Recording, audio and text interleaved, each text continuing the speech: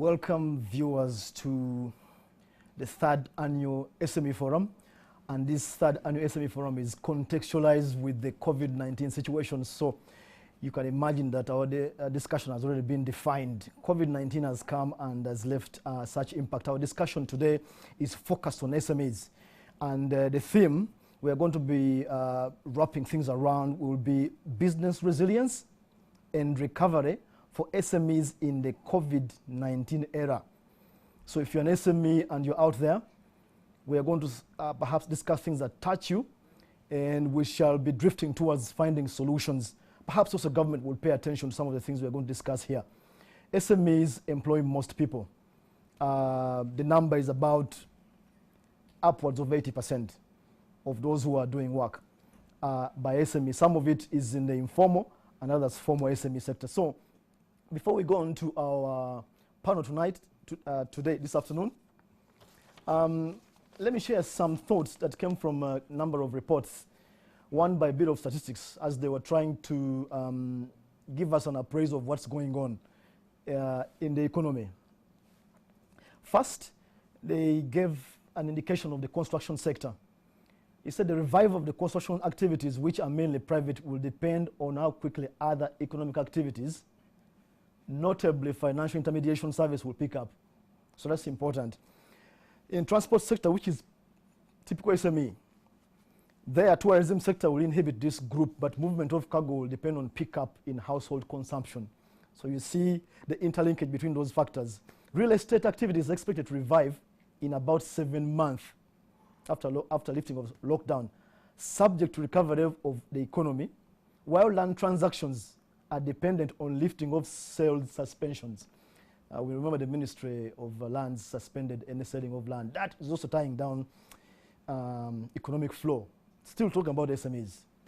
And specifically, the report from UBOS talks about MSMEs. Okay, there's micro there, but SMEs are expected to have severe cash flow problems. I'm sure you agree with me if you're an SME, due to limited purchasing power and access to credit, which will even become harder. So going forward, if you're an SME, it's predicted you might find it difficult to get credit. Hopefully we shall find some solutions in this discussion. And there's another report by Economic Policy Research Center, which says, in fact, gives the number. 83% of businesses in the country have experienced decline in demand of their goods by more than 50%. So most businesses have experienced drop in demand by more than a half, or more than 50%, perhaps some of them even bigger, with those reporting severe drops in demand at about 50%. So half of the companies have experienced severe drop in demand. Small businesses were hit harder, particularly in the north and eastern Uganda. Even Kampala was hit, but north and eastern Uganda, the survey notes from EPRC. Manufacturing has laid off workers, with 4 out of 10 businesses in this sector cutting jobs by more than 50%. So in manufacturing, 4 out of 10 have cut jobs by more than 50%. Half of the workers have gone home because of this COVID situation. And there has been more jobs lost in other regions compared to central regions. So north, eastern, western, more jobs have been lost in manufacturing. And the report summarizes like this. It says the most doomed section of businesses are micro and small. Micro and small have been hit hardest, with most of them saying they will exit business if this lockdown goes on for more than 3 months. They said that. If it goes on for more than 3 months, they said they will exit business. They will close. Now that's micro and small. Medium and large companies were more optimistic and felt more resilient. So that's why the discussion today is going to be about speaking about resilience and recovery, especially for the small and by extension the micro. Because the survey shows that medium and large were more optimistic, even though some of them have actually shed jobs. Particularly the service industry, especially in Kampala, felt most threatened. Service industry, it's not goods. Maybe NTV is not one of those, but we are service industry. So if you think about service, think about people like us, maybe small people in telecoms and other things, IT, and stuff like that. So that brings us to the background, the end of the background of our discussion tonight. And now I'll take a chance to introduce my panel. To my immediate left is Mr. John Warugembe, who is the Executive Director, Federation for Small and Medium Enterprises in Uganda.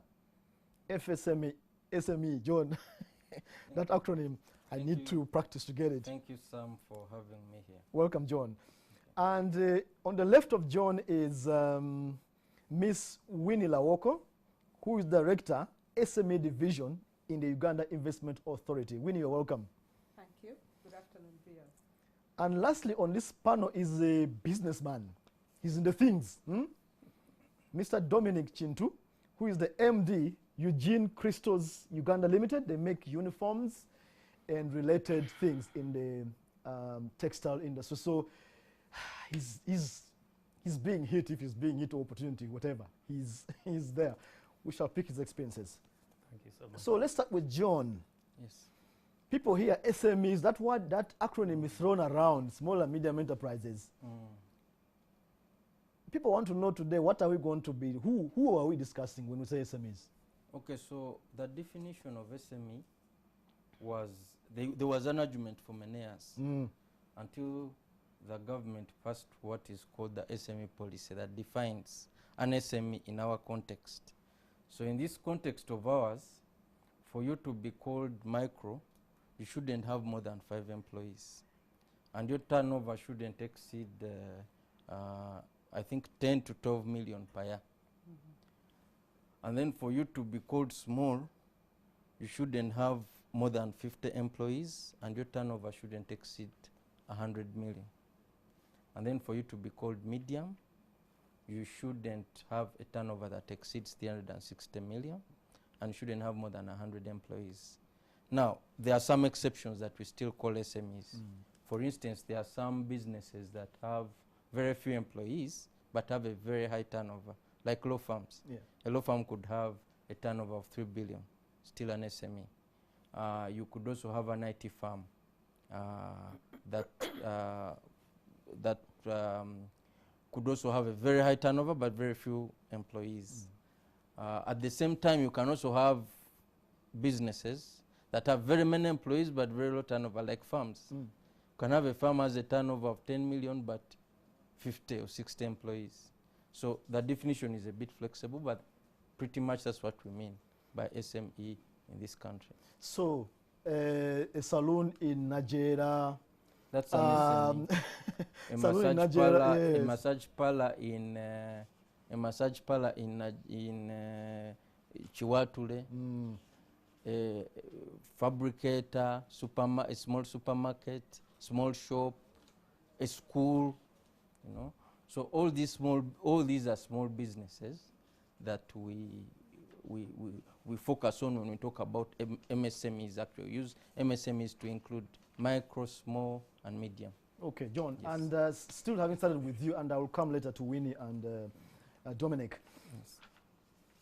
We want to do a situation appraisal of those people you have defined, and they're listening. We want to show that we understand what they're going through. From your standpoint as a federation, what is the situation like on the ground vis-a-vis COVID-19 with your members, SMEs? So, I'm sorry I have to lament here, but because we are the federation, we simply represent what our members say. The situation is tough for many businesses that are out of work, obviously. They've been out of work for close to a month now. They are not making any sales. But at the same time, their obligations remain.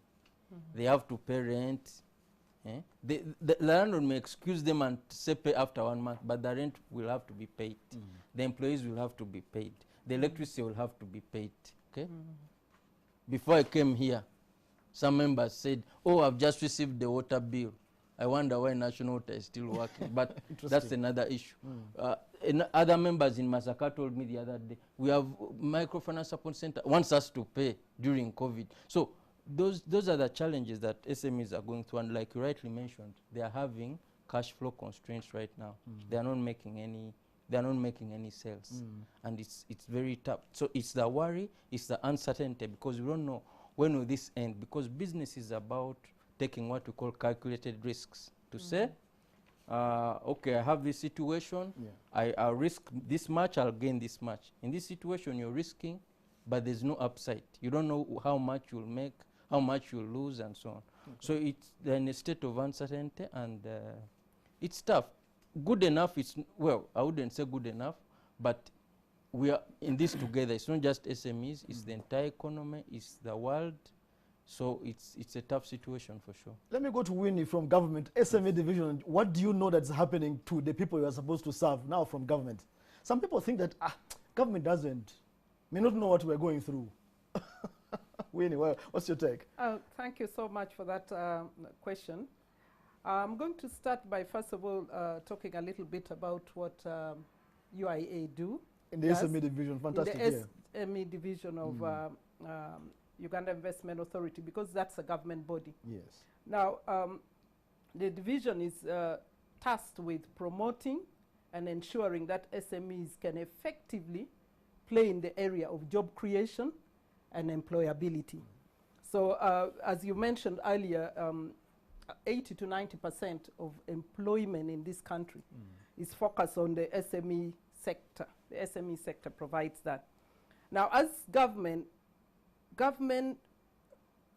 set up UIA to actually promote, facilitate, and grow both foreign direct investment and domestic direct investment. Now, when we talk about investment, even a micro company that is in operation has put in something in terms of investment to be able to multiply that investment. Now, we all know that of those 80 to 90% of the SMEs, they are in retail or really agro-business related businesses. With a shutdown, Uganda is a very much cash economy and hand to mouth. With a shutdown, it means that probably SMEs are going hungry. We thank government that government has come up with a program to provide food, but the other food-related items, I don't know how many of us have children. One child at home, you're probably spending on a daily basis 10,000 shillings.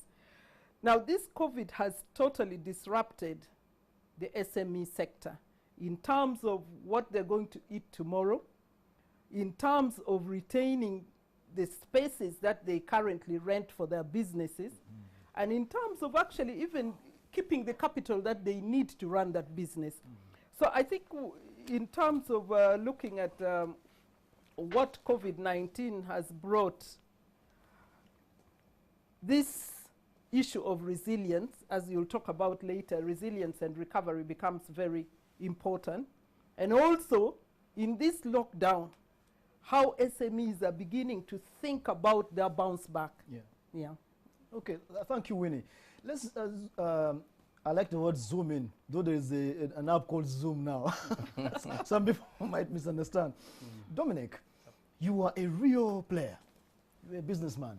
True. How are things? I don't want to say bad or good. Tell us what's happening. It's very tight. What do you mean? Very tight indeed. Because in business, cash flow is king. We are not working. So there is no cash flow. And suddenly there is cash outflow. Because we've got to sustain our workers. In this period, we've got to be compassionate and flexible. Not because COVID has come that you're going to lay off workers. That is not compassionate. You've been with them in tough situations.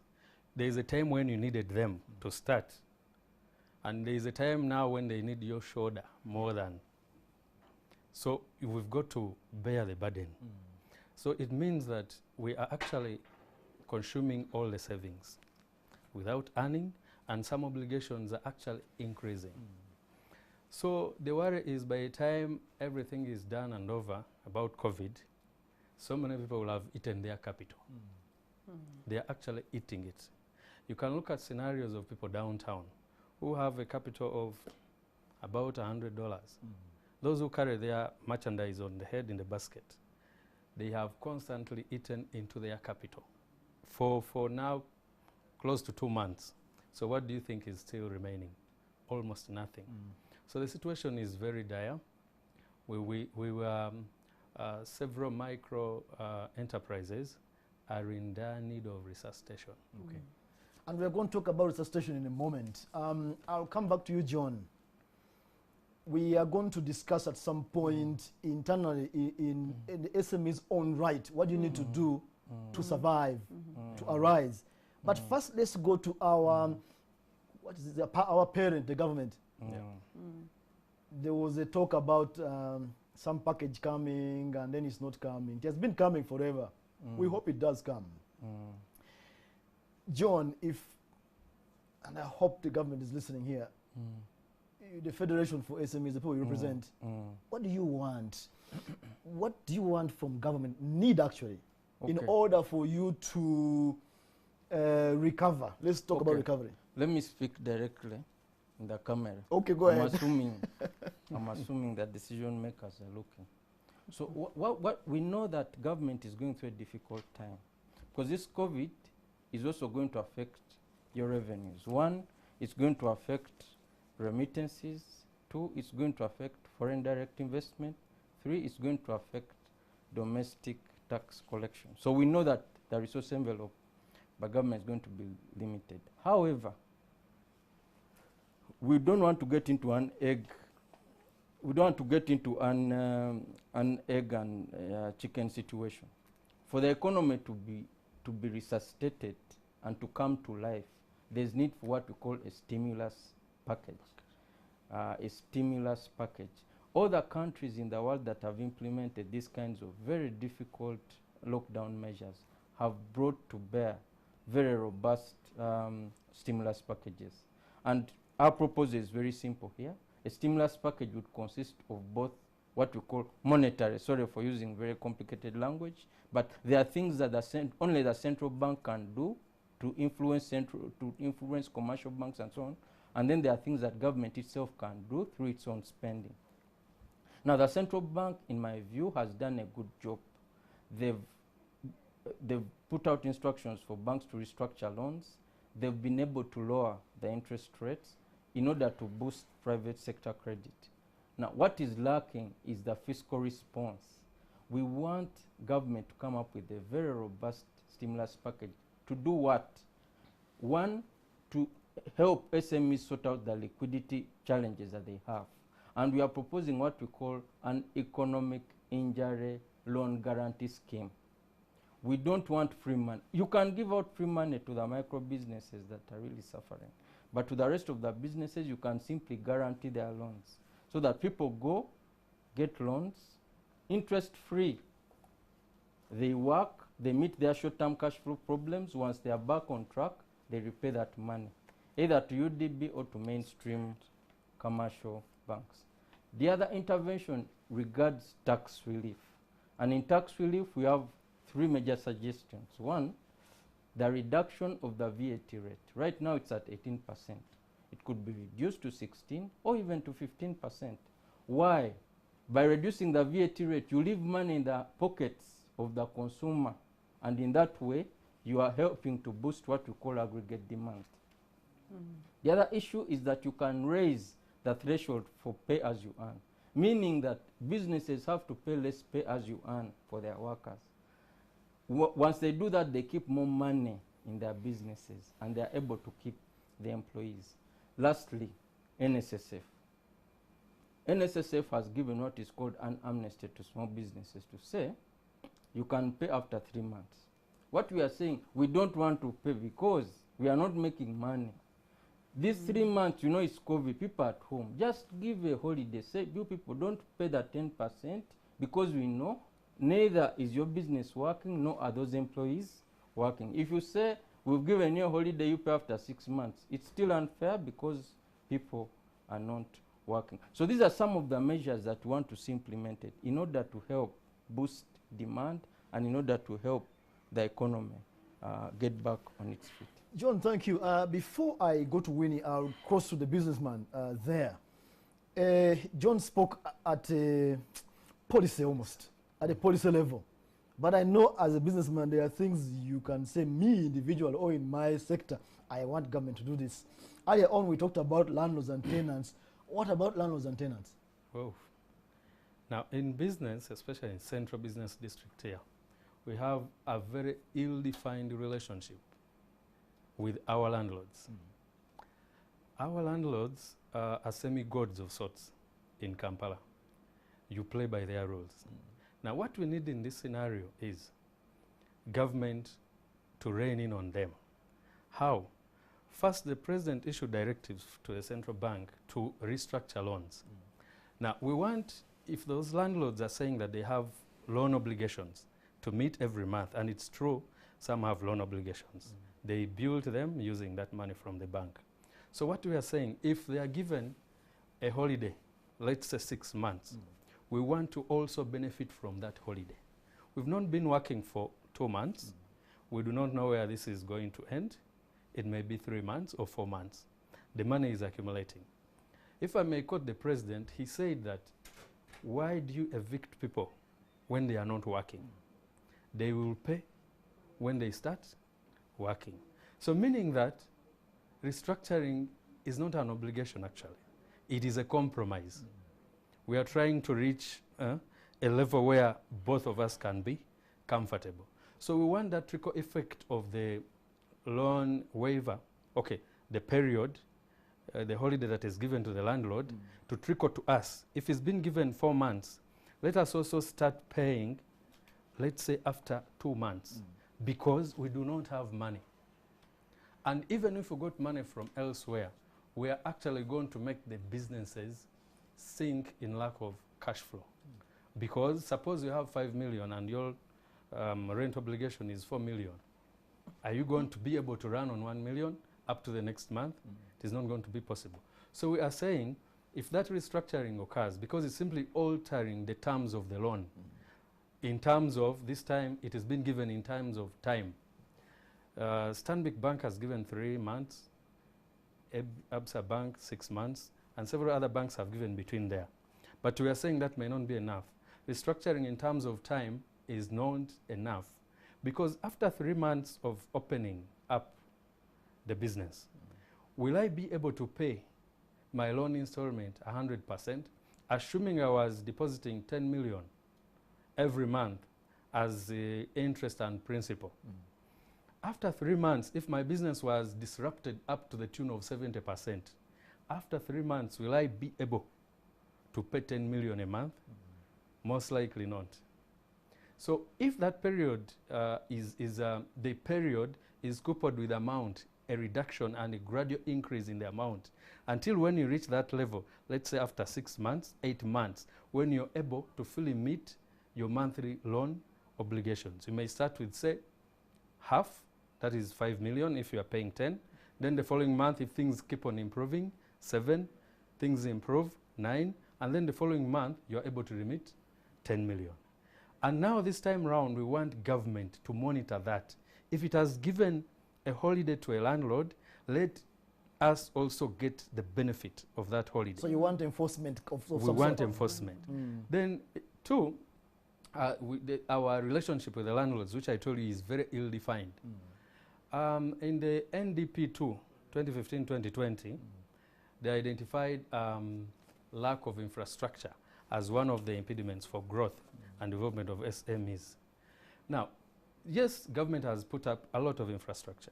Markets, industrial parks, we call them incubation centers, testing centers, industrial parks, and so on and so on. It's good. But we already have existing infrastructure where we are operating, which does not belong to government.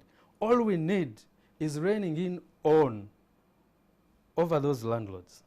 Because, for example, our regulations, I do not know about the regulations, the law that relates the landlord and the tenant, especially in the business district, because everything seems to be in their favor. For example, you find a building which has never issued a receipt to its tenant for 7 years. It happens, we've complained to government.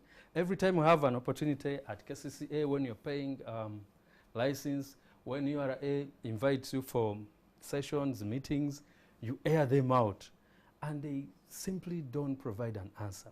You and I know that in Kampala here, people have lived in business, in arcades or shops. They have never had a receipt. And that becomes a very big challenge, because when we go for credit from banks, for example, they want to assess our credit worthiness. They ask you how much you spend on this, on that. You cannot actually prove that you pay 2 million in rent. You cannot prove. Two, some of us have never had any deduction from URA because we cannot prove, because for URA, the onus of proof is on the businessman, not them to assume that because you stay in, you work in an arcade, therefore you pay rent. All they want is proof. We do not have it.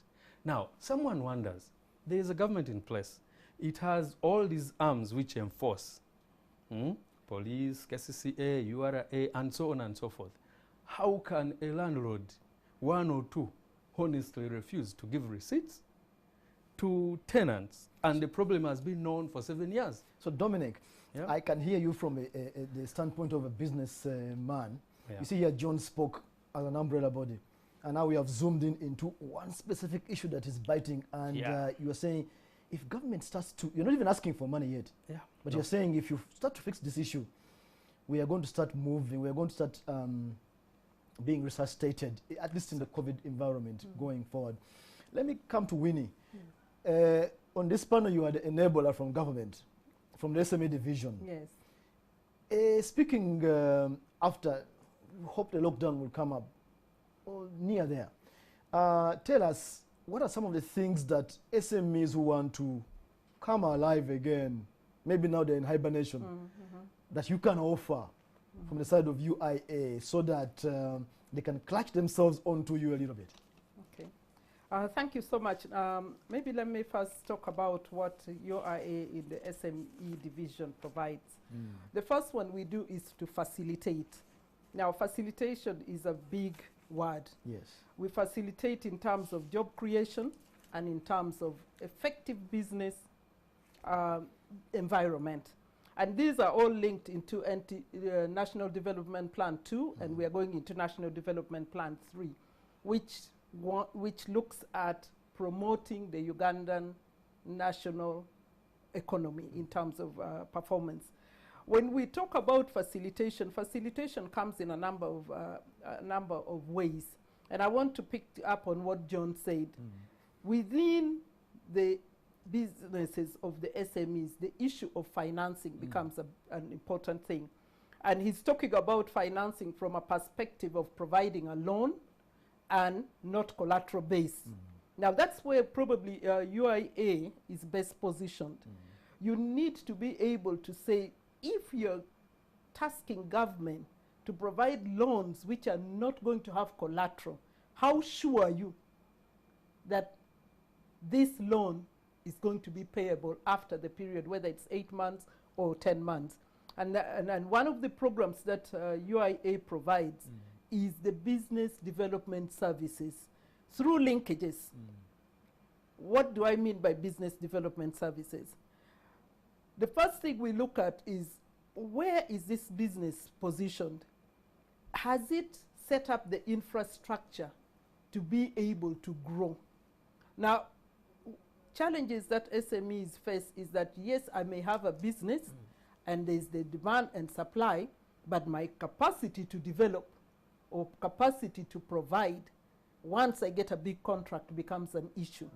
So what UIA is doing at the moment under the SME division is looking at different value chains. For example, if you talk about the bee value chain, the bee and honey. And what we do is, within different districts, we create clusters through the associations. And the first thing we are doing is looking at the supply chain, and we are actually collating. For example, if ShopRite comes and says, I want a ton of honey over the next 6 months and provided weekly, I don't think there's one SME that can provide it. No. But if you collate them and put them together and start bringing the issues of quality, the issues of what? Of stock management, and the issues of supply management, then that begins to become a product that can be effectively provided in terms of a loan free, because there's a ready market and John the here is products are listening there. to you, Winnie. he's in that space. Go on. And there's a ready market. So we do those facilitations. Now, we also know that from an SME perspective, the majority of SMEs in the informal sector are actually in the agriculture sector.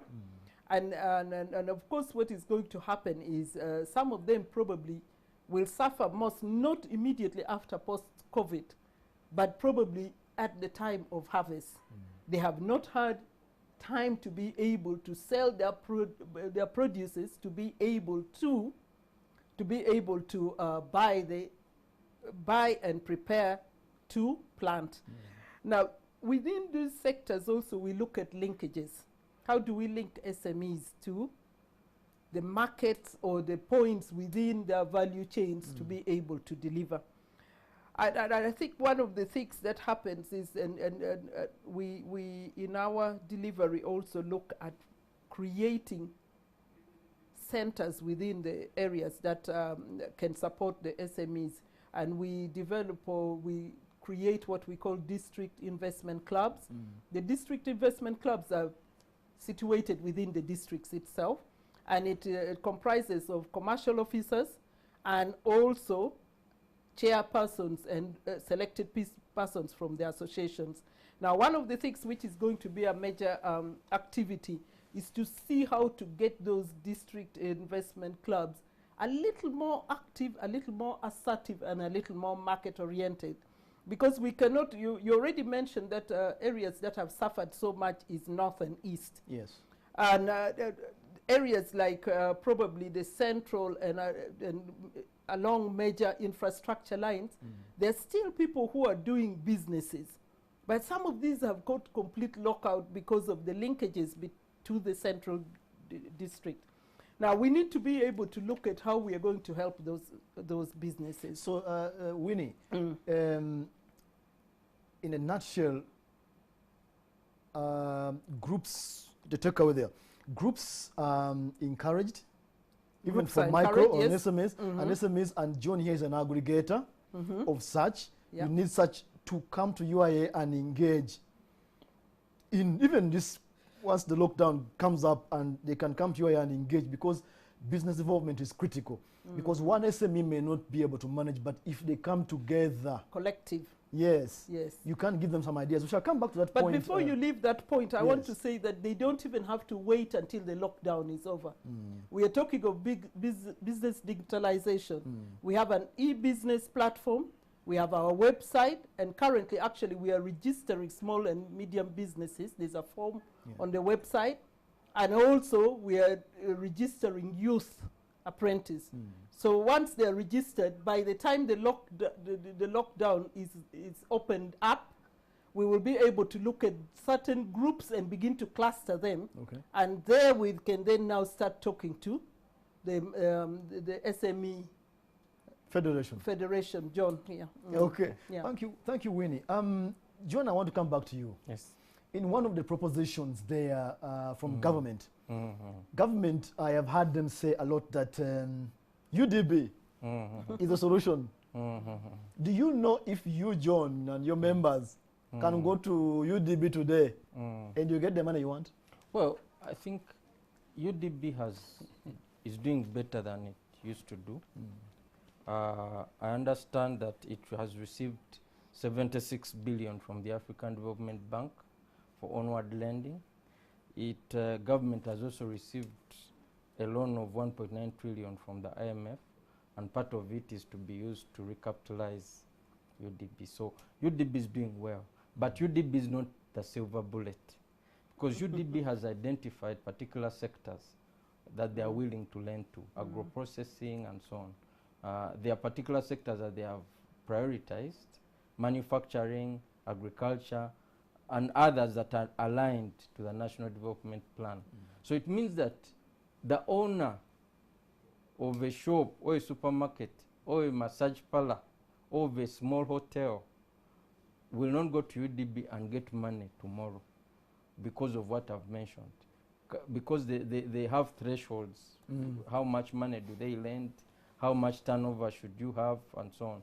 So I wouldn't call UDB a silver bullet of sorts. I would say we need to explore other financing options out there.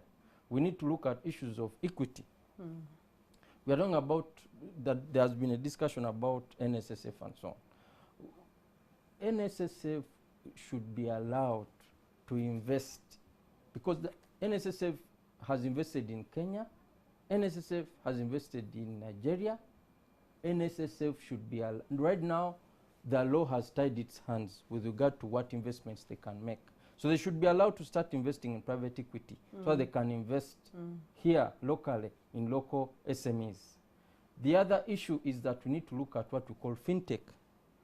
Because this issue of saying someone leaves the village, makes a line, spends 5 hours and then goes back, this is coming to an end, and COVID-19 has shown us that this kind of way may not be sustainable. Fintech is easy because part of the reason as to why SMEs attract very high interest rates is because of their perceived risk by banks. And I need to emphasize that it is perceived. Bank managers simply feel this money is too small. You may run away with the money. You may run away with the money. You know, even when you actually have the money and can repay, the bank simply feels you are risky. They would rather invest in government treasuries and so on. So I think SMEs, we need to explore alternative financing mechanisms through fintech. How do we use SME lending apps to lend to people? Because using data analytics, using artificial intelligence, these things can assess someone's risk profile. For instance, I'll give you an illustration. In the US, you just type in John Warugembe. It shows you how many debts he has, when he defaulted, and so on. So what we are doing right now is something called the Credit Reference Bureau. But that one does not serve everyone. If you have never borrowed formally, then you don't exist as far as credit reference is concerned. So we need to find a new way of assessing whether SMEs are bankable or not. And that's why we're talking about fintech, looking at other tools, looking at private equity, looking at impact investors. All these are options that we can look at. Most importantly, government itself at some point must establish some kind of guarantee fund. There are people who cannot be financed by anybody because they are too small, their capital is too limited, and they are simply engaging in business for survival. However, government needs them to continue doing that because at least it employs them. It saves government from buying posho and then looking for them to distribute. Are you seeing? So you rather allow this person to employ himself and generate his own money. So I would say UDB is part of the solution. It is not the only solution. We need to be more innovative and look at all kinds of financial solutions out there. Let me turn to Dominic. Money is, the two people have discussed money, and the reports from EPRC and UBOS show that money is the big issue. True. From your experience, where is an SME going to get money now? Where are we going to look in order to get money in this kind of crisis? First of all, before I go to the source of money, let me recap the other point I was making initially. I was telling that the relationship between landlord and tenant is ill-defined. It is not there. It's not defined properly. So you look at a scenario where where landlords make more money from electricity bills than from the rent when you compare them. Now, the question is, are they distribution companies? We are supposed to pay for what we have consumed. But for example, if a unit is 1,000, they will charge you 1,200. And that's not enough. At the end of the month, you cannot access the meter. They read it and say, Samuel, your bill is 230, period. You can't check. I mean, it's next to impossible. We who have lived with them for so long, we know that to the extent that we surrender the money, because you can compare, you may have a similar business in another building, and you more or less do the same amount of work. And at the end of the month, he tells you, I pay this much, and you see what you pay is twice, or 2.5. That cannot help SMEs grow. In fact, the reason why I have not even mentioned money, most SMEs who are in Kampala, who have gotten some degree of resilience, if you put the systems right and the regulations and the relationship, they may not come to your bank. They may not come because they know how to get around to get capital. So the question is, what is so hard for buildings to have prepaid meters of electricity? Several Indian buildings which are coming up have those meters, and those people are the most comfortable tenants you have ever seen. If you have not used power, there is no bill. If you have not gotten work, there is no bill. But here is an estimate where a landlord looks at you, probably have bags of this and that, and oh, you're working 300. So why can't government help us to rein in on the landlords? What is so difficult with having a meter, a prepaid meter, yaka of sorts, in every shop? For us in the SME, if regulations, if relationships are well defined, we're more or less comfortable. We know how to get around. We know, but those things pull us down. Because if you keep paying 150,000 extra every month, add on other charges and so on and so forth, when will you, grow? So we want government to intervene. So you Yes, so far. From the business perspective, I'm still with you.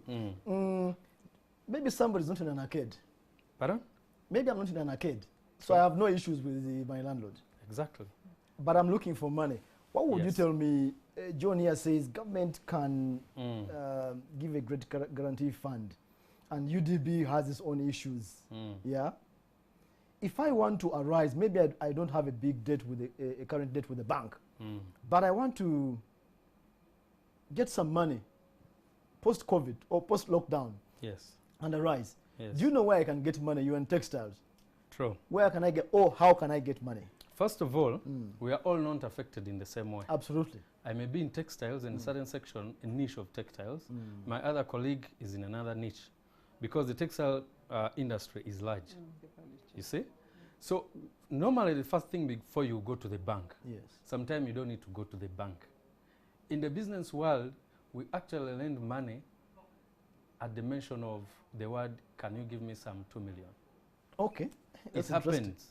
It happens. No writing, no sign here, no sign there. No wonder you would know that several business people do not like that process of sign here, sign there, bring this document. Okay, that is the first step. In this period, post-COVID, or even as long as it is still there but we were able to work, synergy is going to work more than competition. You can work with your colleague. You see, people have a tendency of thinking that they can finish the market of Uganda. No, you cannot. We are so small. We are so small. In fact, if you happen to go to places like China, you may find a market as big as from here up to Wandegea, such that even if you put some of our richest fellas, they have no effect on them. Absolutely. So when you learn to synergize and you stop unnecessarily competing, you can get money without necessarily going to the bank. So most of us have our friends, even those who are still working, who are earning, who can give you a soft loan, you know? Because once this COVID has affected you to an extent that you need to focus, to retool your business, it is not even wise to go to the bank because you're already sick financially. So when you go there, you're adding onto other problems, onto the already bad situation. Okay. So in this case, I wouldn't advise so many people to run to the bank, because a loan is better gotten when things are moving. You know, when you want to expand, you choose to use the bank because the cash flow is healthy. But now that it is not so wise a decision now to go to the bank. Because one, if by the end of 2 months the business is nailing, then you know that it is an accumulation of a lot of problems, not necessarily only COVID. It is an accumulation to the extent that when COVID came in, it's an icing. Okay? So you've got to, in fact, at this time, some businesses which are almost tending to collapsing, they need doctors, they need business doctors. Okay? They need advice. In Uganda, it's very common for people to never consult anything because they don't want to pay a certain fee. But trust me, business doctors in the name of accountants, financial advisors, operation managers, lawyers can fix a few things, because this is the time to prune. You know, pruning, to remove the unnecessary baggage, to make it, to lighten your load. Okay?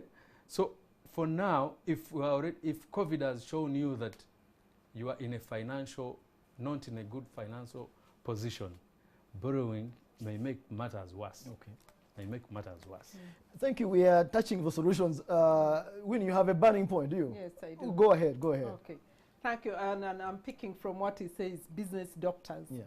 I think it's extremely important at what stage an SME or an MSME is going to start thinking about money, whether it's from friends or from the banks like John talked about. Now, the most important recovery position or resilient position is your operations. Okay. How much are you putting in?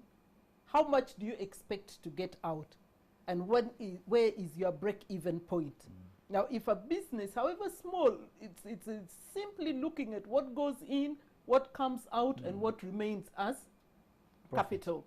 And I want to quickly talk about a program that UIA has been running for some time now, and it is Youth Apprenticeship Program. Now, it has two components on that program. One is to get youth to be, or university graduates, to be able to get experience at the workplace so that they become employable. We all know that the education system has not allowed for practical hands-on experience for a lot of our graduates. And here we are talking about assessing the business environment. What is it that you need to do to be able to look at these critical things? And then the areas in which the how the youth apprenticeship program works is that UIA, in partnership with Vantage Communication, looks at training for placement. And we have been able to successfully place youth in a number of SMEs to either do marketing, to look at your finances, and to prepare your your sales strategy. Do you still have those? Because people need them now. Yes, we do. And at the moment, we are running a database update of all the people that went through our youth apprenticeship program.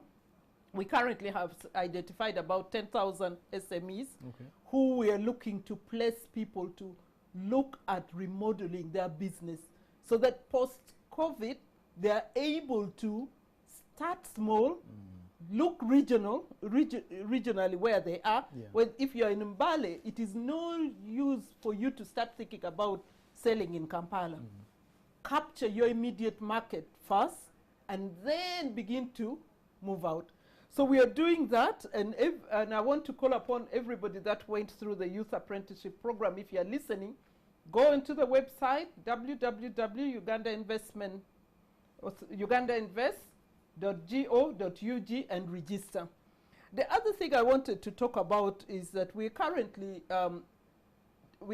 looking at effective profiling of SMEs in order to begin talking to banks to look at what John talked about as acceleration funds. I call it acceleration funds. I don't want to call it a loan, because if you call it a loan, then the banking industry, everybody's going to think loan interest. But let's look at acceleration funds or grants that are going to help businesses outgrow what they can do so they can effectively now take up the loans. So in that profiling, we look at your business environment, we look at your business strength, and we look at markets. And the third component of that is that we then will link them to multinationals. There are multinationals that need the small and medium businesses to collect. And that's why in the book, Elephants and Fleas, Charles Hardy says, the big companies will always be there. The small companies will be fleas eating off the elephant. So we need to keep that momentum going. Okay, those are very good points. And it is critical because, viewers, we are discussing lamentation. John used the issue of lamentation at first. We lamented, but you see that we are slowly drifting into what can be done. And we are, UIA there is unearthing things that you didn't know perhaps that they do. For instance, business doctors. You need to see UIA. John, let me move to you. Yes. The Federation. Yes. I need assistance. Maybe I'm not yet on the ground.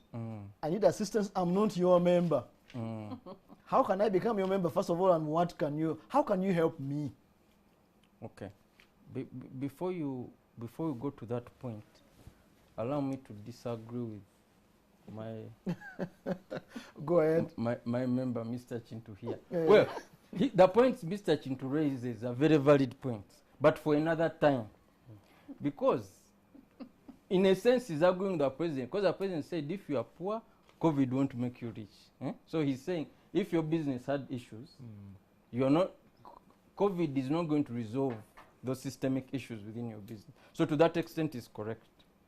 However, we cannot start giving people traditional advice that we have given them for 30 years. We are now drowning.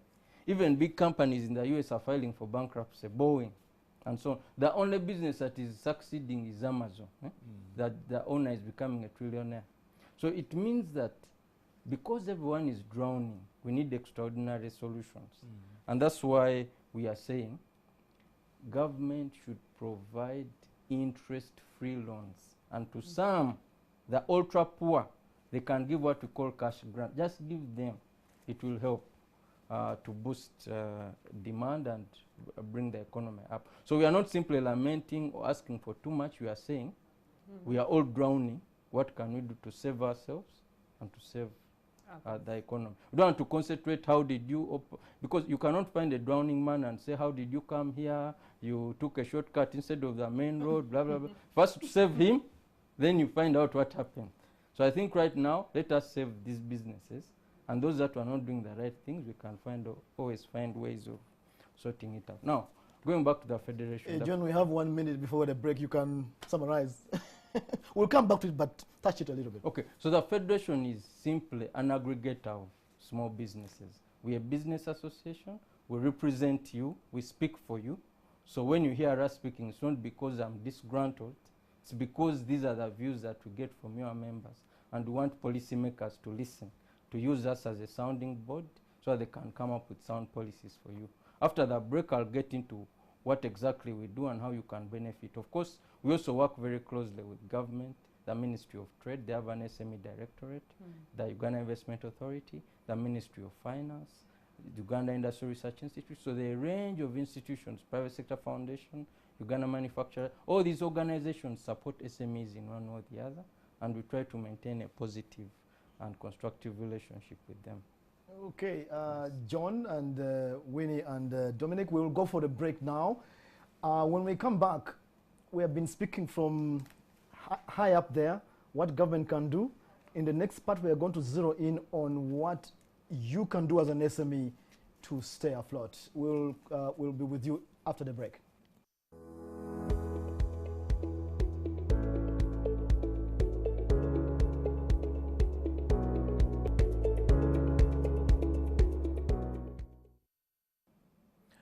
Welcome back to the third annual SME Forum, and this one is encased in the COVID crisis with the theme, Business Resilience and Recovery for SMEs in the COVID era.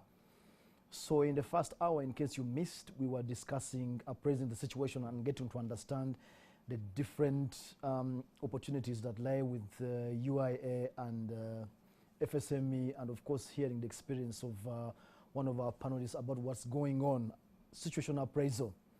To introduce my panel again, on my immediate left, in case you're just joining us, is Mr. John Warugembe, who is the Executive Director, Federation for Small and Medium Enterprises of Uganda.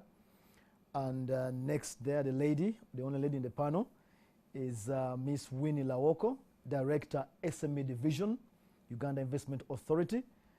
And lastly, Mr. Dominic Chintu, who is the MD, Eugene Christos Uganda Limited, and is a real business player in the textile area. If there's anything going on, he feels it on his skin, so to speak.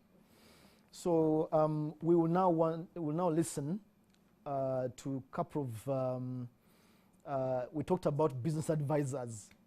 We're going to listen to two of them from two sectors. First, we'll listen to, I had an interview with him earlier, Mr. Idris Sembatia. His company is called Finding XY. They help you find XY. So let's listen to his submission on how an SME can bring back buyers to themselves. So that is really going to depend on the nature of business that you are actually running. But the criteria is always the same. It always starts with the kind of customers that you have and you understanding them better. So there are things that are not going to be the same again because of this situation, especially how consumers are going to be responding. It's very hard to predict how consumers are going to be responding, but as a business, you have a responsibility to make sure that you appeal to the right consumer. So what you can do, number one, is to put out the right message, because safety is going to be a very important thing going forward. This disease has changed a lot of things, so a lot of practices that we used to do are going to be different. So you're going to have to care for people's safety going forward. If you're running a restaurant, how are you putting across the message that this place is safe and you're taking the necessary precautions for people's safety? If you're running, if you're into food, and are you putting in place the right infrastructure, maybe to encourage more distribution, to encourage your customers to eat out, to improve how you're packaging, the level of cleanliness, especially the ones who are into distribution? Are you improving on your levels of cleanliness? Are you encouraging your distributors to put in place the right mechanisms to make customers feel comfortable? So if you can make customers feel comfortable, that will be the first step. And then the second thing is that a lot of businesses are going to have to pivot what they were doing, and this is called I can term this as making vertical changes in how you are actually operating, especially introducing certain steps in how you carry out your business. For example, if you look at the salon industry, those who are into salons, and I really I'm looking at really what are the general businesses that we have in the economy. If you look at such a business like this, small as it is, this period of time should get you to think and see how, if these are normal occurrences, how can I survive as a business? Should I be reaching out to my customers more? Should I be doing more things online to encourage my customers to reach out to me and you deliver the services on their premises? That was Idris Sembatia, and the last thing he talked about was the salon. I can tell you how I cut my hair. I called the guy home. He happened to have my number, and I have his number. So the salons are closed, but he comes home. He carries everything, powder, everything else. The machines, the only difference is that he uses my power. But that's the new normal. Let's now listen to one last chat we had with Mr. Herbert Biaruhanga. He's a long-time player in the tourism sector. Everybody's saying tourism is doomed, but he has some thoughts on how, despite now, you're on lockdown as a tourism player, and we shall pick some things from there. Let's listen to Mr. Biaruhanga. The thing that people should do at the moment is that for the tour operators, and most especially tour operators who deal with the international tourists or even local tourists, the most important thing is to stay alive. Keep communicating with the world. They must spend more time on Facebook, on social media, that they are alive, they didn't die, they are still doing business, they are there, but it's just a lockdown. But as soon as business resumes, they will come back. People must see you. They must see that you are there. The companies must invest more time now in creating blogs, in creating, using the facilities that are available online, having conferences, taking videos, like they go in the field, wherever they are near their homes, and they talk about what they are doing, what is happening to them, what they hope to do in the future, to give confidence to the potential clients. That's very, very important. But also, people who have some money, they can still invest in hiring experts wherever they are, like those who do, the sales writers, forgotten what they call them, but those people who can write very good content and they are able to sell their business very well. They must be there whatsoever. But also at the moment, as one looks around, is to find out, do some kind of research to find out what is likely to happen after this, because things are going to change. People might choose to go for shorter trips instead of the longer ones. They want to go for maybe 5 days, 7 days. They might fear going to the countries to stay there longer because they might contract the virus. So we must think about redesigning our products. How do we design our services? Instead of having the traditional 15 days, 20 days, we have to think about what if we start selling 7 days, 8 days, and focusing on the products and services that are more attractive. The good thing that Uganda has not suffered a lot, and which is, of course, a plus for the government of Uganda for taking very good drastic measures, are enough. Now, people will definitely go to a destination that was not badly hit, where there is hope for safety and good conditions, of course, for travel. So we must look at how do we package ourselves, how do we position ourselves to the demands of the potential travelers. That was Herbert Biaruhanga, and is giving some views. You can see there quite some optimism. In the first hour, we talked about what even government can do, but now we are going to talk about what you can do. And you have heard from those two gentlemen. We thank them. I come back to my panel. I ask a general question, and John, Winnie, and Dominic can have a take. How do SMEs in their own right survive and arise? Okay, so I've liked Mr. Biaruhanga's statement. You as an individual, first stay alive. Okay, that's why we are talking about all these sanitizing and so on. Because if you die of COVID, then who will take the profits? Eh? So first stay alive as an individual, and then use this time to think. And that's what everyone is saying. They're talking about pivoting, they're talking about coming up with new services. Do not waste this time, but think, how are you going to do things different? Because everyone is talking about a new normal. So you cannot expect to do things as you were doing 5 years ago. And this is a problem with SMEs, by the way. When you tell them, they say, no, show me your arcade. It is not that. Because it's like saying, for a doctor, for a doctor to treat you, they must first get the illness. And then, because they have gone through the experience, then they become competent to treat you. Someone can know what to do, even when they are not going through what you're going through. So be open to advice. Don't be rigid. You only want to listen to people from Nasa Road.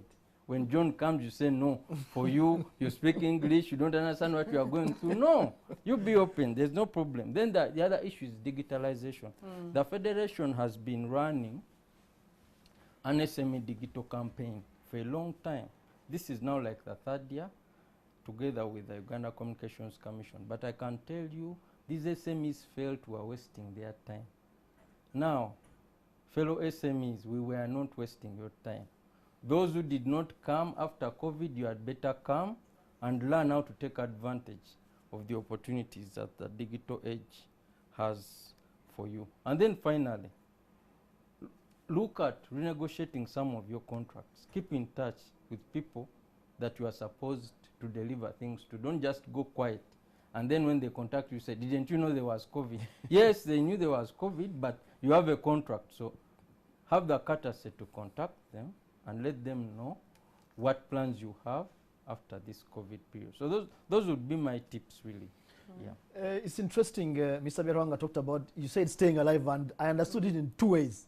One, stay alive literally, but make sure your clients know that the company still exists, because people think the company is going to collapse, and they think, they may be looking for somebody else, but reach out to them. Let's turn to you, Winnie. Okay. I know you earlier on, you had a very serious passion actually on this issue. Please shoot. Okay, I think one of the things that comes up is safety and security for both yourself, your products, and your employees. Now, sometimes we forget that the employees internally are the ones who deliver the products. So in terms of safety and security, you need to look and begin to see how are products within your value chain certified. Today we hear of organic products, we hear of ISO certification, And some of them, it does not have to be a very expensive process. It's a process of you being able to have your charter to say, we deliver safe products.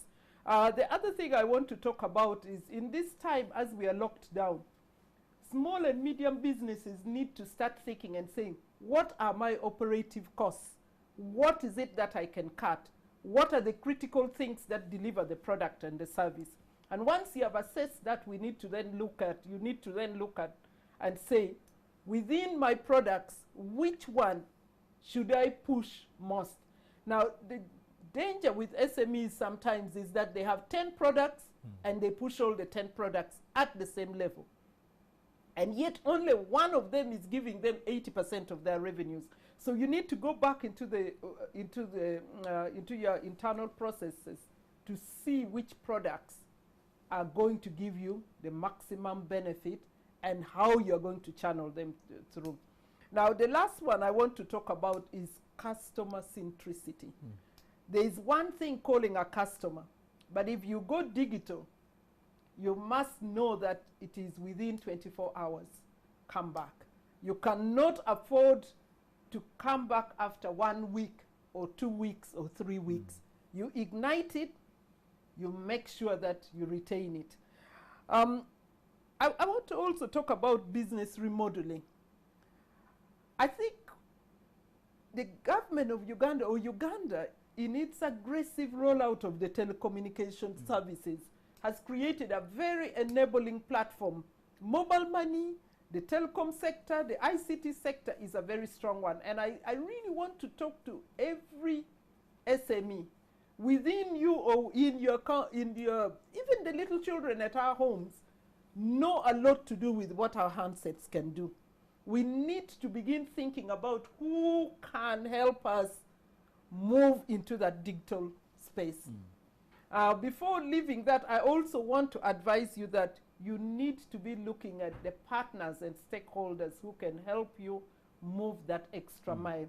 And here I want to place Uganda Investment Authority high on the radar because of the facilitation. In terms of enabling environment, policy areas, we shall be talking at that level. But for yourself, you need to see who is going to propel me to the next level. And at this point, I call you to look at websites that can help you in terms of quality, in terms of stock management, and in terms of providing a platform to sell that product. Thanks, Winnie. Dominic, in business, how do you or your colleagues arise? Now, these are tough times. Yeah. Basically, that is a resilience. How do we get out of this disruption that has been caused by COVID? It started as a health crisis, maybe becomes a debt crisis, if not well handled, a financial crisis, a recession. So you have to be resilient. Turbulent times, they call, this is a new normal. The several actions that you used to apply to business pre-COVID may not help you get out of this situation. The approach is supposed to be new. This is the future that we are in. And you see, several people used to say, in the future, in the future. Now we are in the new normal, in the new future. Yeah, the future is here. Exactly. It is the one we are living. We are seeing COVID, we are seeing what it is doing elsewhere, and we must live with it, and we must remain resilient and remain relevant. Because the future we are in is fast. You've seen how fast COVID has spread. Everywhere. In less than a month, it was almost in the whole world. You know, it is fast, universal. You know, it is tribal. So many people may not define that, may want to define that simplistically, but that is not true. Remember, Italy complained to the EU. No, the EU apologized to Italy for not having helped it. So it put Italy in its own corner, put another nation in its own corner. That is what it means, tribal. Not necessarily these simple definitions that we really have, you know. It is universal. Who has not felt the effect of COVID? I do not know that person. COVID is going to bring relationships of unrelated things. It is going to bring them. How do you mean? You see, things that were initially not related are going to find a way of being related. One unifying factor is COVID. Several people are working together to find a solution. Let me give you a hypothetical example very fast. If aeroplanes are going to continue making money, they had better help the science world, the pharmaceuticals, the doctors, and so on. Because are they going to remodel the airplanes to take one person a meter apart? How big will the plane be? So you're going to see, if the vaccine for COVID was a gem and is treasure hunting, I can assure you we should have gotten it by now. Because if you told the airline company to come and give you a hand in looking for that vaccine, if it was a gem being hunted, we should have found it long time. Because they cannot allow the airline to completely collapse. Are we going to change the seats which have been, you know them, a few centimeters apart? If you are going to make 1 meter apart, how many people is the plane going to carry? A few, and at what cost? So you see, unrelated things are eventually going to cooperate. So are you saying, Dominic, that bringing it down from the air to the ground, that SMEs can take advantage of that thing you were describing, and if you can push it a little further so people get it? Yeah, I gave you just a small introduction to show you that the future we are living in is fast, universal, tribal, radical. You know? And now the new normal means that SMEs have got to fit. If long time ago you were used to slow-moving commercial trucks, these days they are faster, fusos are faster. You had better increase the speed at which you cross the road. Otherwise, they are going to knock you if you run at the other speed, because the other ones you are slow. I hear you talking about things like attitude, but we shall come back to those exactly. points. That is mental preparedness to get out of this. So while you do that mental preparation to accept the scenario, this is where we are. New normal, you like it or not, that is what we are here. Exactly. So after doing that, then you'll have to go back to some business aspects to be resilient. You have to fix. If your strategic position is very low, financial position is very low, you've got to look at the way in which you're going to please your customers. You have to identify, you have to assess how you're going to approach your clients. And you have to know, are they going to respond in the same way they used to respond? Will they receive my products? Will they come to my workshop or factory? Or will I deliver? I am going to use a vivid example that has happened here at NTV. Yes. We've been entertained the previous days. It is called dance party. Dance party, yeah. Exactly. This is what has happened. A new normal has made sure that we create a value pioneer business. What you've done here, you've not used new machines. No. The gadgets were there. But the thing is, the delivery of the service has become different. Honorable Chagulanyi made a superb online concert. You all agree. New normal.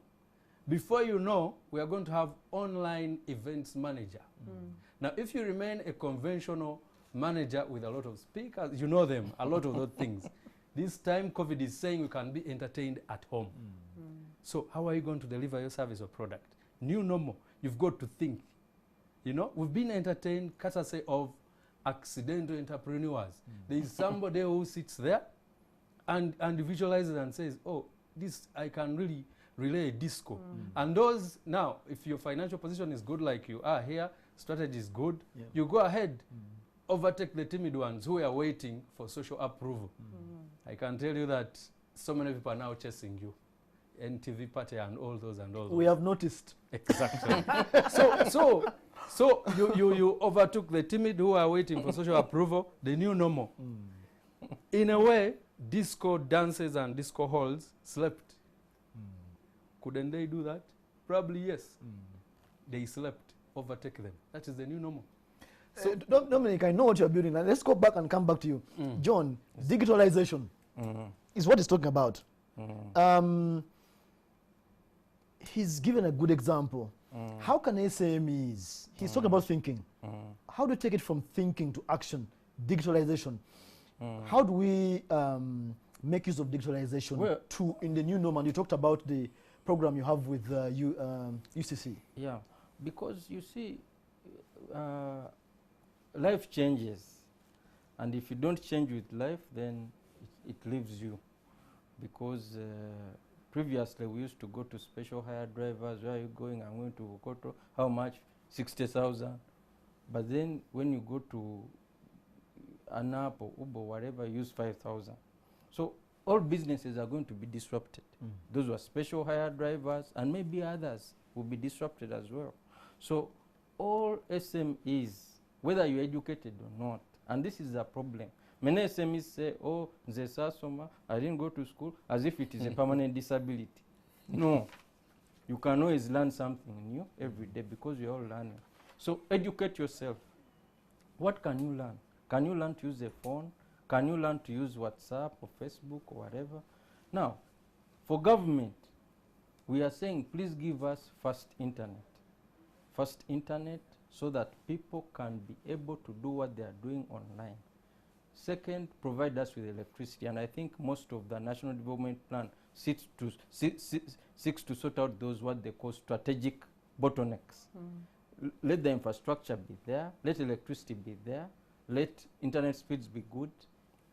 Let us scale our people where we can. And UCC has a good program now for SMEs with us, where we are training SMEs. How can you use a phone to make money? Because those ones who are not trained before this crisis, they have lost out. They are just there crying, open, open. But you see, even if they reopen, the world has changed. So educate yourself. Make sure you know how to use the internet. For government, we are saying, please provide us with consistent electricity. Let it be of high quality. Please support our young people to innovate, to come up with new ideas. There are a lot of hubs now that are helping our young people. Why don't we support them to be hubs of innovation? Because they can also help us to create jobs. So there are a lot of opportunities in the digital space, and I would want to urge our SMEs not to be scared. Mechanics, carpenters, tailors, all these businesses cannot take advantage of the opportunities that lie in this digital age. But most importantly, they must have a positive mind, and they shouldn't be there feeling sorry for themselves. Oh, we didn't go to school. Oh, there's no internet. Let government do this. Let government do that. Let them be proactive. Mindset you talked about is we shall come back to Winnie. Do I need a computer system with servers and racks full of bleeping things for me to take advantage of IT and SME? I want to take up from what Yes, the go question ahead. from John's perspective. John talks about mindset change. And I really want us to use the saloon situation that you use. And for me, what I'm presenting to the SMEs is sit down, whether you went to school or not, look at how your goods or services moves from you to the consumer. And these are little things that you're going to look at. The first thing is you've made that call to that person. In this area where we are talking of lockdown, the border is not supposed to carry you, the person. But do you have a reliable border that you know that is going to move your products from here to John's home while you trek to John's home to be able to deliver that service? So digitalization does not mean you're going to buy computers, laptop, servers, laptops, or whatever it is. The gadget you use currently that is helping you with your calling, is helping you with your phone call, with your calling and your mobile access is what you can best use. And here we are looking at, let's take even a simple example of Safe Border. How Safe Border has transformed itself. Started off by picking people, now you have Safe Borders, you have tugende.com or whatever it is. Learn how to register onto those, or to pick a number of a reliable source. Here what we are talking about is reliability, trust. And those are things that the hotel industries normally say little things mean a lot. Little things are those things of picking the phone number, making contact, and ensuring that your business can be moved from one level to the other. The challenge I want to present to each of the SMEs is sit down and say, if I want now to move my bananas, I have a house full of bananas, I want to move it to the market. Who are those on your phone? Don't even think about somebody who has bought. You have a list of maybe 100 or even 200 people on your phone. Just a simple SMS, do you need ripe bananas? The answer comes back. This is what it is. So I think it's the simplicity in which ICT can enable us to be able to do effective business. Last but not least,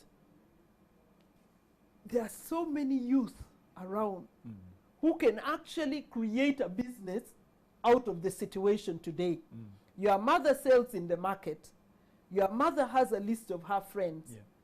You have a list of your friends. How can you make 100 shillings from each of the products that your mother produces to help you raise capital to be able to take your business to the next level? So that, I think, is... Yeah, I see again digitalization with mindset. And Dominic, I come back to you, the one who began this debate. Let me finish with you on digitalization. How critical is mindset and the new normal? Let's just hammer that point home. Okay. The new normal requires that, first of all, you adapt. Adaptability. Things have changed. Even if you didn't want it, adapt. Remain relevant in whatever sector. Now, IT is making many things possible. It enables people to stay relevant, communicating to their clients even when they have not opened up shop, or doing things in a different way, delivering the service or the product. Because this is trivial. For example, a few people may never need to go back to Lugogo for concerts, especially in the near future of COVID. SME. Go on. SME, I'm saying, yes. because the artist can organize his show very well on the net. There are platforms on which to pay. You can access whoever, you can give a password to whoever has paid and to join in the party. That's a good idea. New normal. So any artist who will lag behind, who will not use the technology, by the way, technology is already available. All the things are available. He will lag behind, he will disappear, he will die. Business-wise. Let's move to textiles, Dominic. Exactly. You are in textiles. Textiles. Illustrate IT for me. When I'm sitting home and I'm thinking, you've got a point there. Exactly. Now, textile, first of all, e-commerce, Internet of Things is going to become the in thing. I may not need to go back to China, to Thailand in the near future. And the goods will come. Synergies will work, because if there is a minimum order quantity, I may have to join with you so that we receive the goods that I would otherwise not be able to receive on my own, because now the conditions are tough. So internet is going to do marketing, online marketing, social media. I can still make for you these masks because we already retooled. Because we have the machines that do embroidery and knitting and tailoring. So around this time, it's the same way. People were making UG. They turned it now into sanitizer. These same machines can make for us masks. But now while you're here, I can communicate to you online. I may actually deliver here. You don't need to come. So Internet of Things is going to become the in thing to use. If you do not, you must find a way in which you automate several stages of your business to computerize several things. Repetitive processes, use the internet. Okay, John, thank you, Dominic. John, let me come back to you. Import substitution, the president has said it every time almost during these COVID-19 press conferences. But he mentions, NITIL. NITIL is not an SME. So is import substitution an animal for only big people? Can SMEs, how can the SMEs tap into import substitution? It's a feeling that government has going forward. However, they may not be able to give you money, but how can you tap in? Okay, so let me first start by explaining what import substitution means. So import substitution means that we look at how much money we are spending now to import things, and we see what of those things can we make here. I looked at the amount of money Uganda spends to buy vegetables. A lot of money that we have been spending to buy vegetables. Why? Okay, so let us look at those things. Let us look at our bill and say, we are buying so many things from abroad. What things can we do here? I don't think vegetables or toothpicks or any of these things, masks and so on, involve a lot of expertise and so on. These are things that can be done here. So I would say the approach that government is taking is correct. We must pursue import substitution, but we must look at it holistically. Because in Uganda, you have large businesses, you have medium businesses, you have small businesses, and SMEs are the most. Okay, so every time you focus on the large, you're missing out, because you're missing what we call backward and forward linkages. This is what we talked about, the flea and the what? I forgot. Elephant. Elephants The and flea fleas. and the elephant. So the flea and the elephant should exist. Don't just focus on the elephant, don't just focus on the flea. Both of them should be in the same game. And how should we support SMEs to take on their role? A, through procurement. Government is the largest client. When government makes a decision, it drives the market. For instance, they said no office furniture imported. That changed. All SMEs that were into importation started buying locally. When government takes a particular direction in terms of, now when they say masks, that has created, do you know how much demand exists for masks locally now? Unitil cannot fulfill. I heard the president saying now there are 2 companies sanitize. No way. In Agago or in Pader and so on, the Unitil products, the supply chains are not robust enough to deliver there on time. So what we need is to empower locals, and that's why we talk about supply side capacities. Government should support local SMEs. We should not be ashamed to say soft loans, grants, because our governments do that. In the UK, all small businesses have gotten grants of £3,000. Not loans, grants. Just take and use. So we shouldn't be ashamed. Let us ask.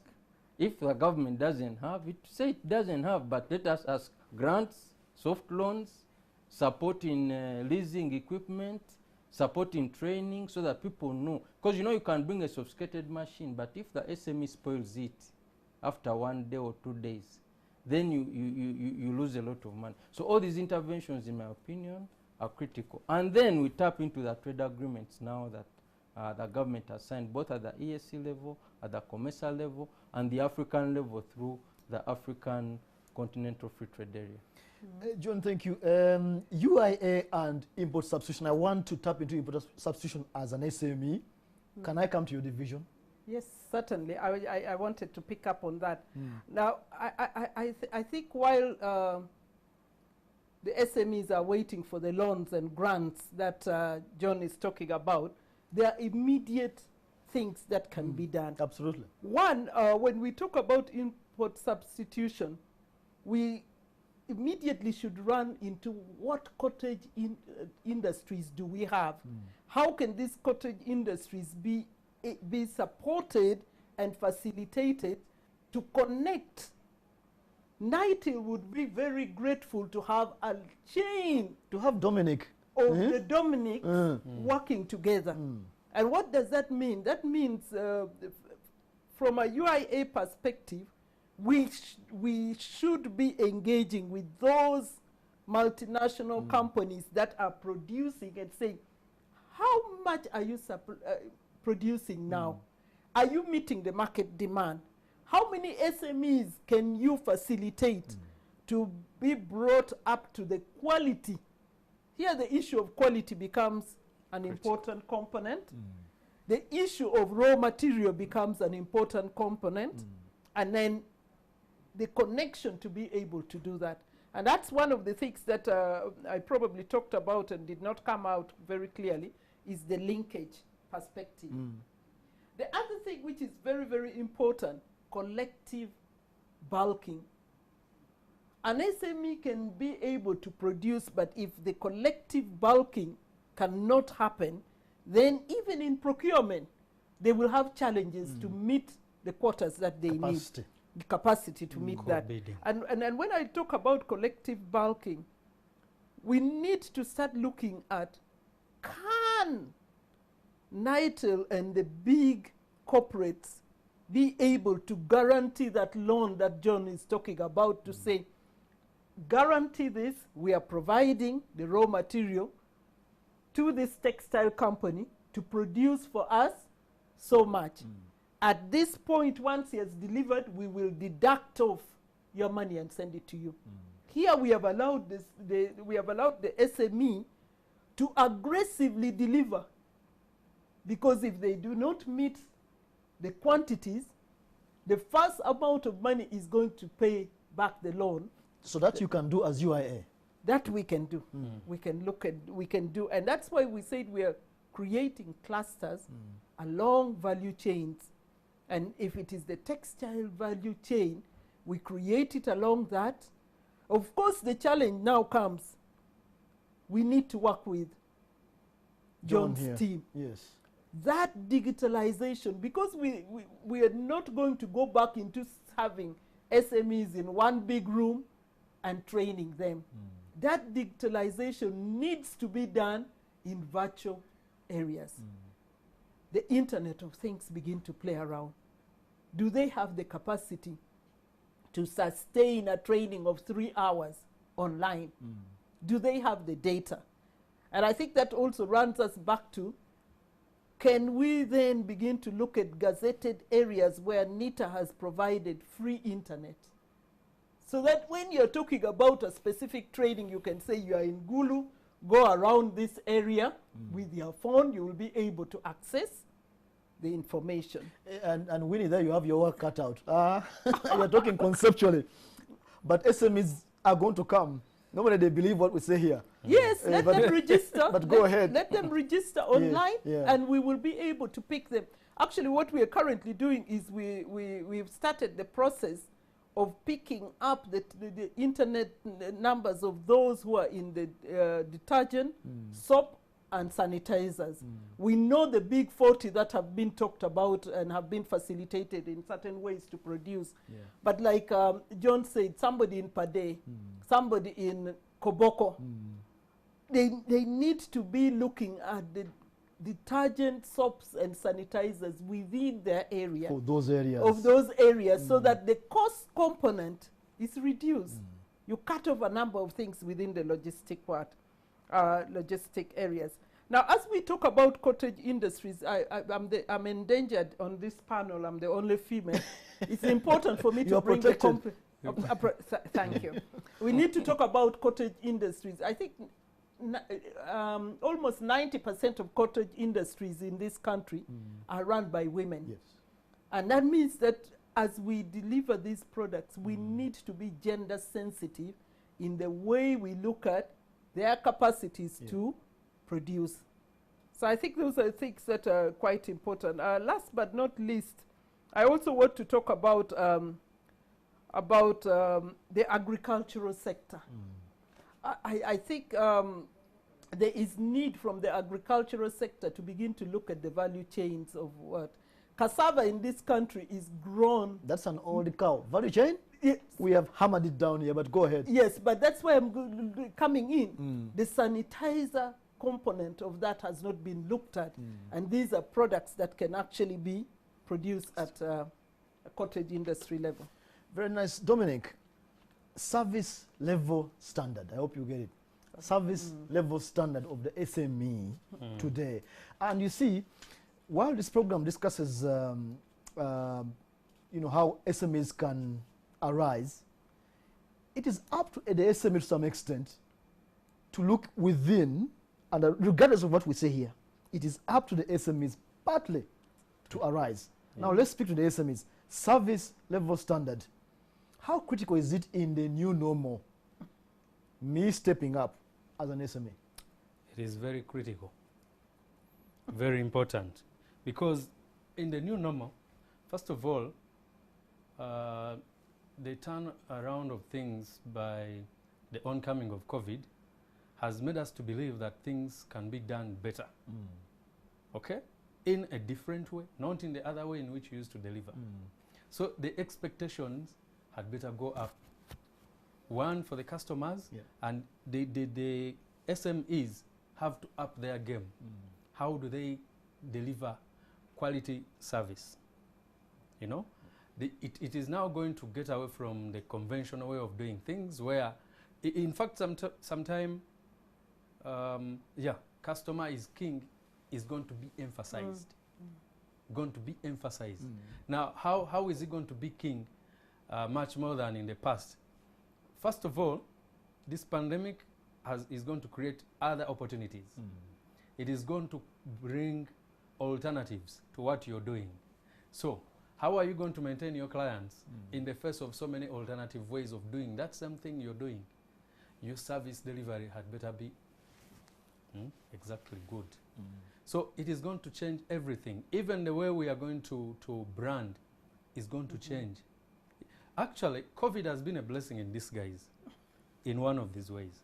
When you're so busy into your business, you cannot not see the wrong things that are going on. You can't step away. You cannot. You're so busy. You are so involved. You're running around for orders, deliveries, and so on and so forth. But now it has given us time to move away from the business and see it from another perspective. Probably we actually become customers in a way to our business and ask yourself, did I do the thing right? Can I continue doing it like this? That is refocus, retooling. We have to retool these businesses, processes. Always, everything is going to change. So especially businesses which are very sensitive to this pandemic, they are better up their game. Because if the sensitivity is so high, you're going to need a lot of effort to bring back business to almost close to normal. It is going to be a challenge. Actually, the first thing now is for SMEs to stay on the dance floor, to ensure as much as possible that they stay on the dance floor until when the disco lights are switched on again. How do you do that? Cut off a lot of unnecessary expenses. Strive to break even if you can. You see, you've got to be realistic. Some business people are going to come back once we are opened up, and they think they're going to make miracles when the disruption has been 80%. It is not so easy. You better be realistic. Go back to the ground. Exactly. And arise. Actually, the pandemic has turned around the business cycle. Whoever was at the top now is going back at the expansion level or zero, depending on the industry in which you operate. So that calls for doing things in a new way, because new happiness is only achieved in doing things in a different way. Otherwise, you're going to achieve the same level of success, the same level of satisfaction or dissatisfaction for that matter, for your customers until when something is changed. Okay. John, and I know you do it in the FSME, service level standard. What do you find that the SMEs that you are trying to train sometimes need to do to step up now to arise out of this crisis? Because it's going to partially depend on them, but they will listen to you also. What do you think they need to do to arise out of this situation with service level standard? So I think she mentioned it, focusing on the client. Very, very important. Because in this country, you go into a shop and someone thinks they're doing you a favor. Okay? They can even ask you, whom are you looking? Whom are you looking for? Yeah. Okay? Then you call someone because he's a contact for your business. When he picks the phone, what does he say? Wanji. Okay? So this has to change completely. We need to be able to run after the client. It's more difficult to get a new client. It's easier to retain an existing client. And that's where Dominic talks about remaining on the dance floor. This is where Mr. Biaruhanga, is it, says, stay alive. Be around. Let people see that you are, stay in touch with your clients so that they don't look at you as an opportunist who only wants their money. Right now, because you know they are broke, you can't send them a message. You can't say, how are you, and so on. But then after lockdown, you'll start calling them off the hook at 6 a.m. So please stay in touch with your client. The other issue, as you said, the quality of service. You know, you can speak a lot, you can send messages on Facebook. If the quality of what you offer is not good, forget. And as another commentator mentioned, people are going to be very conscious about their health. And we are talking now about certification. We must certify. Yes, SMEs say the UNBS process is expensive. I think it's, I don't know, you have to pay 100,000, 1 million. I think government should find, I think there was a scheme where they used to assist these SMEs pay. But even when that scheme is not there, SMEs must appreciate the value of having their products certified, because also UNBS spends money. So it's understandable that they will want some money back. Our only request to UNBS is that keep it cheap, but SMEs must have their products certified. But also the way you, because now there are protocols, face masks, hand washing stations, and so on, have sanitizer. Let all those things be there. Invest in safety, invest in cleanliness. I was talking about mechanics. Go to a mechanic. They believe that to show you that they are working hard, they dismantle your car, they put oil all over it, then they give it to you And Very dirty. so the more data it looks, the more they think that they have accomplished much. I think this in this new era cannot stand. Even the mechanic. Even the mechanic. In fact, the mechanic, you are at greater risk of contracting this virus because for you, your job involves touching. You touch the door handle, you touch the steering wheel, you touch everything. It means you must sanitize perpetually. So these are things that SMEs have to do. They're expensive, of course. If you are to deliver good service, it will cost you money, but it's worth it, and want to urge you to do everything that you can to ensure that you offer a superior service. We don't want lamentations to come and say, oh, we waited for stimulus package. Stimulus package is for policymakers. For you, just do your job. When it comes, fine. When it doesn't come, no problem. But don't waste our time after lockdown that I'm waiting for stimulus package. That is for government to handle. Your role is to ensure that you keep your customers and offer a good service. We are going to end on a note. We have about maybe 8 minutes to go. And one of the things that I have picked, we talked about in the beginning, cash flow. Some people will keep some cash. Up to now, they have stepped back and they have some cash with them. Let's end with this point of cash management. During this lockdown is going to be lifted, but demand will not come back as necessary for everyone. Dominic, cash management. I have some cash. I'm going to start to be in business after lockdown. How do I manage my cash? First, now you have to prioritize. Several businesses have spread themselves so thinly. You sell or do a lot of things. Now this is the time to know which one is your cash cow. Once you know it, make sure you have supplies. There are other things that come as auxiliary, but they do not bring in much. But you spend on them, you maintain them, just excess capacity for nothing. It is wise to sell them off. Because strategy is simply knowing what to do and what not to do. So if you have to know that this is what I intend to do, strategy. That is why I was saying earlier that if your strategic position is high and your your financial position is also high, you move head on and overtake others. Okay? So now you've got to manage cash in a way that you're going to remove all unnecessary spendings. They appeared necessary pre-COVID, but now you have to do a kind of austerity on yourself.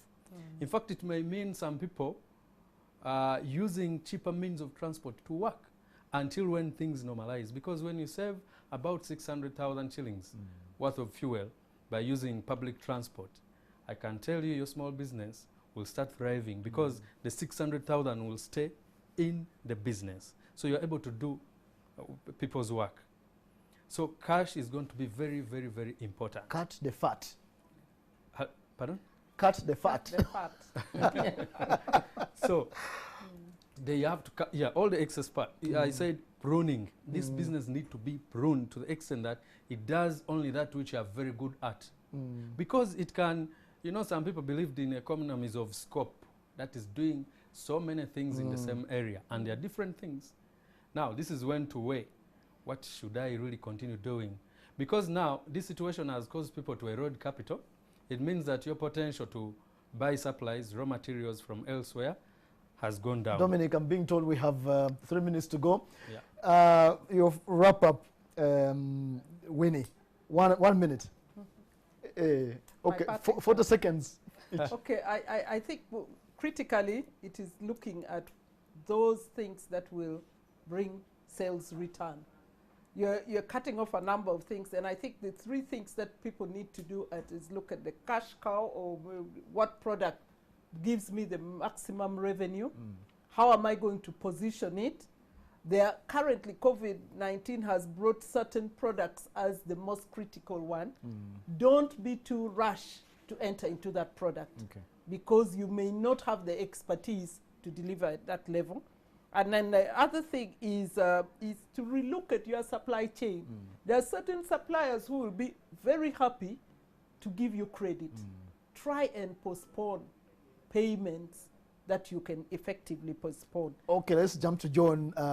30 seconds, John. Please come and join the federation. Membership is free.